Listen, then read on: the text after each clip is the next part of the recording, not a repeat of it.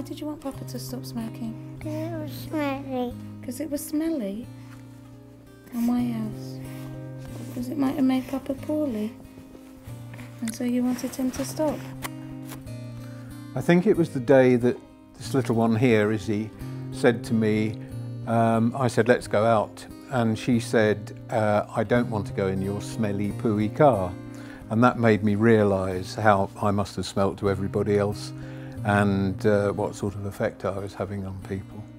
When my girls came along, it became even more of an issue. He does a lot of the childcare, and Izzy started to develop signs of asthma.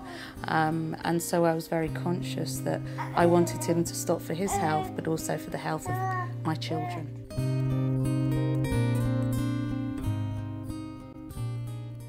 Paul Wharton is just one of the 2 million smokers in England who've become smoke-free as a result of using the free support and medication provided by the NHS Stop Smoking service. 10 years ago, England became the only country in the world to offer a free support and advice service. Professor Robert West is a government advisor on smoking-related policies. He's also one of the original architects of the service.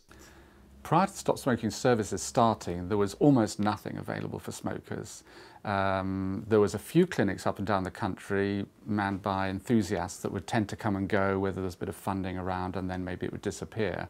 But apart from that, they were really on their own, and as we know, it's tremendously hard to stop smoking by yourself.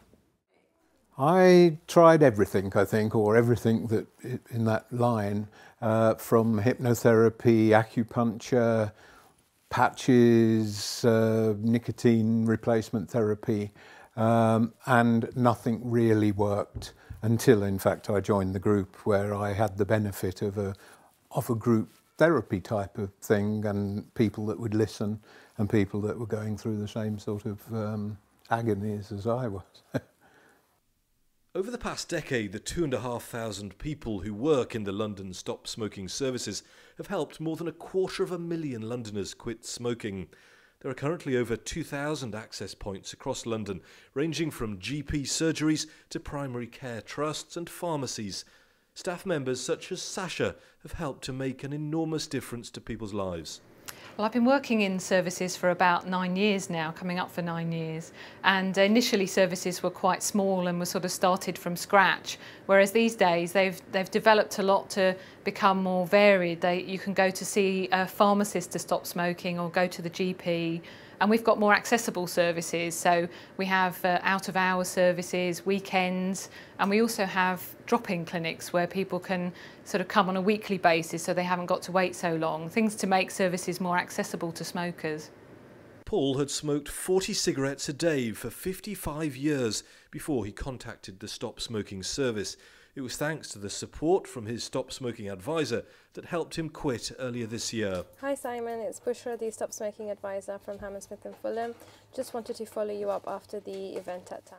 I think apart from the basic training and knowledge to become a great advisor, one would need a very friendly, positive, welcoming, motivational personality, and definitely to be a good listener as well, because people come with all sorts of problems. I think the advisors do a really fantastic job in tailoring their work to the needs of the different people that come through the door, and trying to really get down to the nitty-gritty of what's going to help an individual to stop smoking. My life has improved tremendously. Firstly, financially, I was spending somewhere in the region of £10 a day on cigarettes, and having given up now for 4 months, that's somewhere in the region of about £1,000, which I've been able to spend on entertaining my grandchildren, who you see here, and on the rest of my family. Health-wise, I feel so much better. I'm able to walk a little further now without getting out of breath, and I can even run upstairs from time to time. So it really has improved so much. How do you feel that now he's stopped? Feel happy? Yeah? What else? Is his car smelly anymore? Yeah.